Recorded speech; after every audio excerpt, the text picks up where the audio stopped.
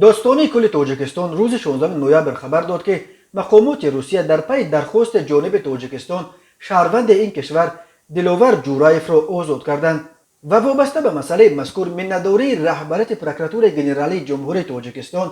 به رهبریت پروکراتور گنرالی فدراسیون روسیه برای همکاری سودمند رسانیده شد. در اظهارات مرکز مطبوعات دادستانی کل گفته می شود شهروند جمهوری تاجیکستان جورایف دلوور سال تولدش 1969 که 8 نوامبر سال 2021 در حدود شهر نوسیبیرسک روسیه با درخواست استرداد مقامات حفظ حقوق جمهوری قرقیزستان برای گویا تشکیل نمودن بی‌ترتیبی‌های عمومی و اوباشی در حدود نزد سرحدی و دلیمیتاسیون نشده بین نویه اسفره ولایت سوخت جمهوری تاجیکستان و نویه بادکد جمهوری قرقیزستان دستگیر شده بود. با درخواست پروکراتور گنرالی جمهوری تاجیکستان از حبس آزاد کرده شد. داستانی کل تاجیکستان روز 13 نوامبر با نشر یک اظهارات رسمی در سامانه‌اش از داستان کل قرقیزستان خواسته بود که با تجربه آغاز کردن پرونده‌های بی اساس جنایتی وابسته به بی‌ترتیبی‌های عمومی در خط سرحد نسبت به شهروندان تاجیکستان